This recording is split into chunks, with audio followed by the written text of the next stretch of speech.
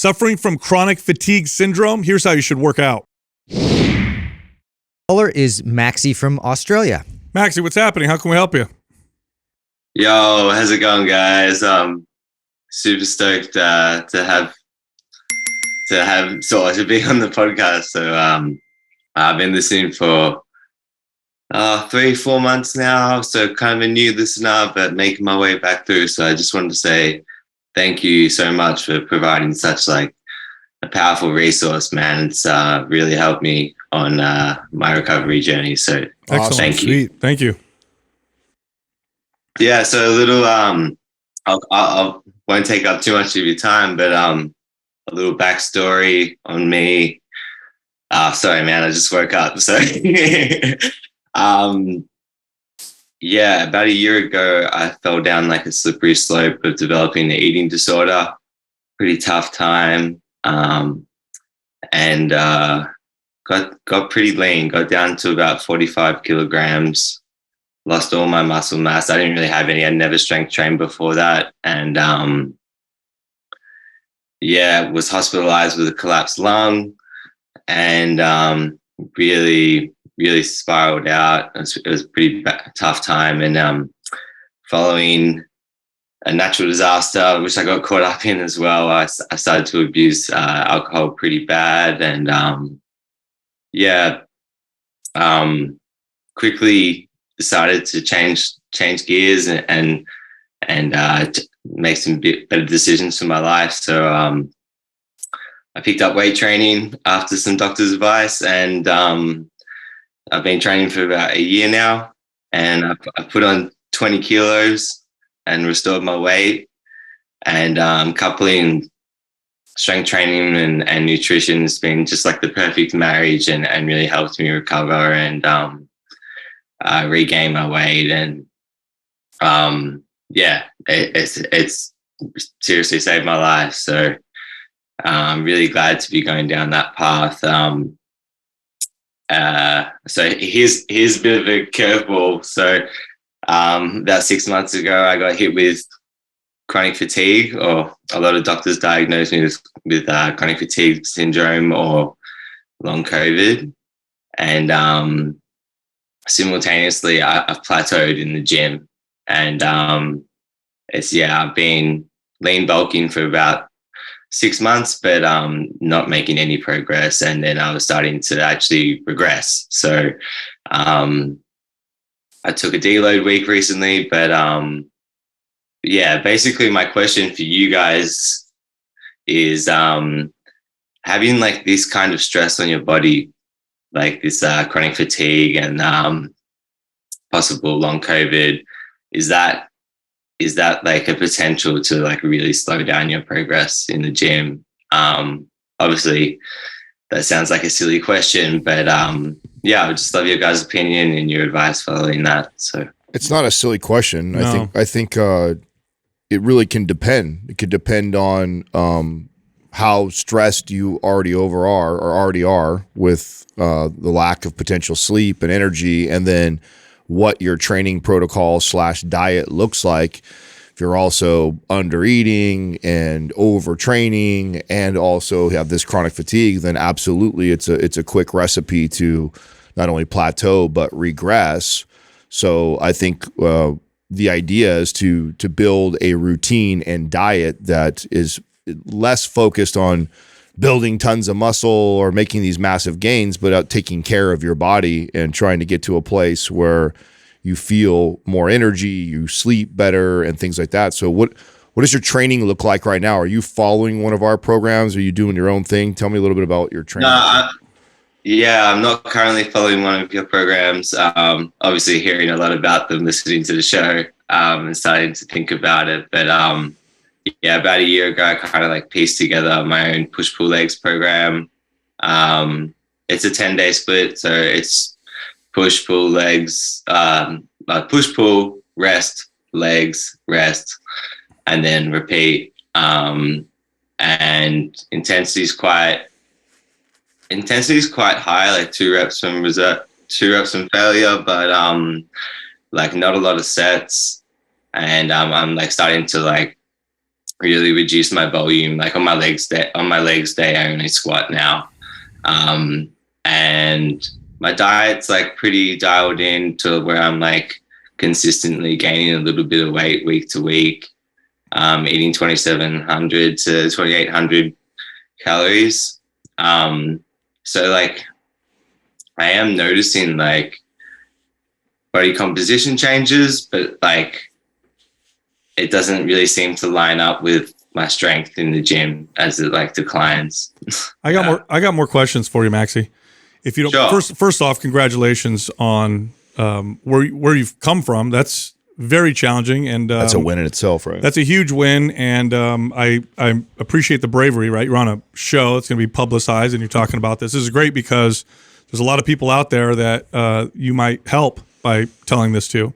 So I'm going to ask you some questions. You don't have to answer them if you don't want to, if you don't feel comfortable. But did you did you end up figuring out what it was, or the reason why you developed the eating disorder and the alcohol issues? Did you end up figuring that out?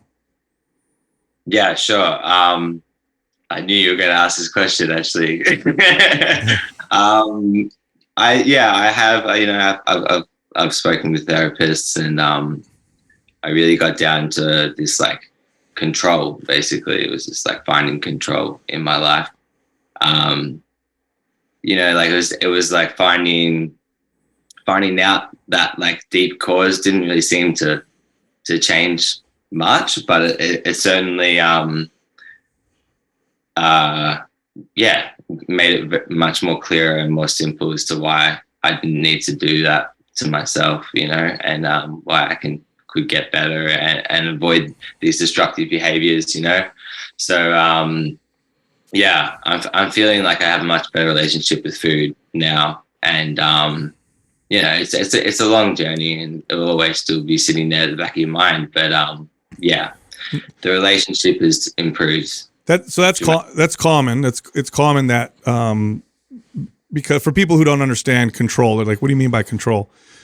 Oftentimes, when people feel out of control, whether in their life now or they grew up in an environment where it was unstable or there was a lack of control, then they find something that they can control, which is food, and it gives them that sense of control, right? Or at least that's how the theory. Was your life at the time? Was it that your life at the time felt out of control, or was this something that started in childhood? And trust me, this is going somewhere. So. No, for sure. Yeah, no, it was certainly environmental. You know, this really kind of came under a lot of environmental stress, and that was like due to COVID, of course, and you know, being relocated through cities, and especially with alcohol, it was certainly environmental. I think anybody under the right amount of in the right circumstances and under the right amount of stress can be vulnerable to these things. And COVID was the lockdowns here in Australia were quite intense. I don't know if you guys heard overseas, but and following that, I did get caught up in a major flood disaster where, you know, my whole community lost everything. So it was certainly environmental stress was part of it. Okay. Yeah. And your environment's different now. Let me ask you. Yeah. Let me ask you a question about what's happening right now, because what you did is you went through something really challenging. So correct me if I'm wrong. Really challenging environment. And that and you said quite accurately, in the right conditions. I mean, anybody. We'll try to find a coping mechanism, and it can be alcohol, drugs, it could be eating disorder, it could be lots of different things. So you're in this really challenging situation. You pulled yourself out of it, and part of the tools that you used to pull yourself out was exercise and eating healthy or properly to kind of change your body. Now you're in a position. So then you went on this period of like gaining muscle, gaining strength, and feeling better. This is amazing. This is working. This is amazing. Now you're plateauing.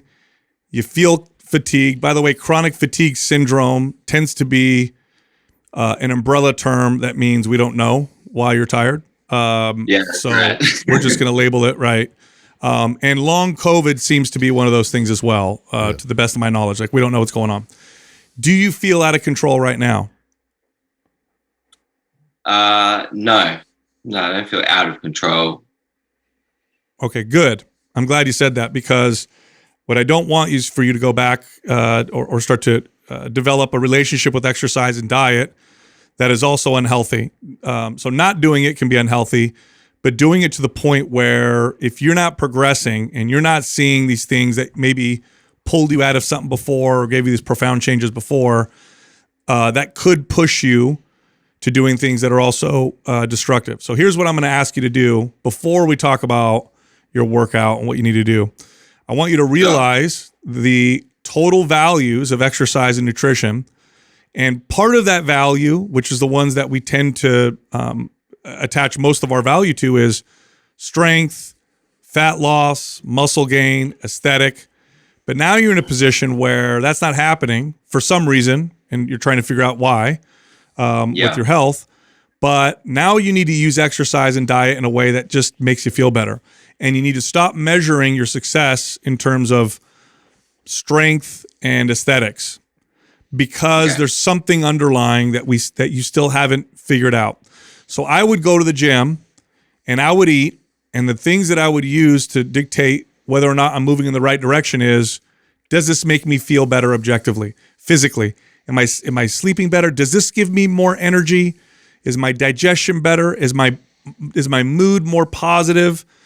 And if it is, you're on the right track. If it isn't, you're on the right track. I would ignore the weight on the bar completely. I would ignore all the physical, strength and fat loss, all that stuff for now, until we figure out what the root issue is as to why you may be feeling the way you're feeling. Then lastly, I'll say this, and I don't know how available this is to you where you're at, but I know here in the States, we have now quite a bit of functional medicine practitioners, which are excellent and will go way further than your typical MD. So an MD will say chronic fatigue syndrome, and they did your normal blood test. Well, everything looks like normal, but we can't really figure out what's going on. A functional medicine practitioner is going to do test after test after test after test, and they're going to go deeper and deeper and deeper and try and figure out what's going on. So I highly suggest you view exercise and nutrition as a way to, right now, just make yourself feel better. That's what your workout's going to look like. That's what your diet's going to look like. If it makes me feel better, do it. If it doesn't, then let's do it in a way that makes me feel better. And then I would contact and work with a functional medicine practitioner, and I would tell them exactly what your symptoms are, exactly what the diagnosis is. And if anybody's going to get to the root cause of why you're feeling this way, it will be a good functional medicine practitioner. Do you know of any in your area around there? Because if not, we can recommend you to some of the ones that we work with, and I do believe they do things virtually as well. Yeah, I'd happily look into what you'd recommend, but I do have a few contacts around. I've been kind of tiptoeing in. There's obviously I've been on this fatigue journey for the past 6 months, so I've exhausted a lot of my general practitioners surrounding me, and a lot of just general medicine. So I have definitely started taking the lane of, I think I need to, and especially listening to you guys, you seem to promote functional medicine, and I think that's definitely the next kind of next goal. I would take advantage of our free forum that we have access already. So he has access to Dr. Cabral in there, so he can start in that direction, and they offer tons of stuff. MP Holistic Health, right? Is that on Facebook? Correct. MP, it's a free forum, so you can go there and ask questions. And then I'd like to give you MAPS Anabolic and MAPS 15, and let me tell you how I would decide what to use. I want to give you both programs, and to Sal's point of what you're supposed to be gauging. I'm not worried about strength. I'm not worried about six-pack abs. I'm worried about feeling good and the workout complementing what's going on. So let's say it hasn't been the greatest night of sleep, or I feel a little stressed with work, whatever stuff's going on. I would ask you to pick something from MAPS 15, a workout from that. Let's say you start to string a couple good weeks of great rest, good eating, your energy levels are up, then I would pull from MAPS Anabolic. So it's not a normal thing that I would recommend to someone for following our programs, but you could do that, and I would tell you to use your best judgment on how you feel on how you should train. I think anabolic and 15 would be two good programs to have at your disposal. Yeah. And just for, look, you might know this already, but for anybody listening, functional medicine practitioners are not woo-woo. They use real medical testing. The difference is their entire goal is not to mask symptoms with medications, but rather figure out why the hell you have symptoms in the first place. And there's a few categories of things that Western medicine does a terrible job working with. One of them is chronic fatigue syndrome. Look it up. Anybody who's experienced with this knows that this is a term that they use when they can't figure out why the hell you feel so tired. So they'll say, you got chronic fatigue syndrome, and that's it. We don't know what the hell's going on. And maybe they'll try an antidepressant. Maybe they'll try throwing other things at you. But there's a reason why you're suddenly have this crushing fatigue. There's a reason. Does that mean we'll be able to figure it out? I don't know. But the best people for that are people who that's what they do, and that's functional medicine practitioners. So 100% go in that direction. Great. That's great advice. Thank you. You got it. And we'll send those programs to you so you have those two to pull from, okay? Yeah, that'd be amazing. I really appreciate you guys taking the time, and thank you so much again. Like, you guys, it sounds crazy, but it feels like you're my mates now, because you're in the car every day, and you're at home while I'm cooking dinner, and it's real great. It's a real great time. Appreciate that. Awesome. We are, Max. You keep it. Follow up with us too. Let us know how everything's going. Yeah. Awesome. All right, brother. Thanks, guys. Thank you. I had a client like this where she went to the doctor, typical blood tests, and hormones, and we looked at this and that. She's like, "Oh, I got chronic fatigue syndrome." What? Just the label, and then that was the end of the conversation. Irritable bowel syndrome used to be. So I have gut issues. They used to tell me, "Oh, you just have IBS." Yeah. What the fuck is that? Oh, it's umbrella term. Your gut just, whatever. Could be all. What the hell is it? Oh, it's IBS. We just call it IBS. Well, you guess what we know now? Now we know that there's SIBO, SIFO, leaky gut syndrome. By the way, they laughed at all those stuff and made fun of this Parasites, stuff. Who were the ones that were first looking at those things and identified those Functional things? medicine. Functional medicine practitioners. Yeah. So if you're walking around with a label, environmental causes, all kinds of things. if you suddenly feel like something is wrong and they can't figure it out and they label it, labeling it doesn't mean anything. It just means that you got a label now.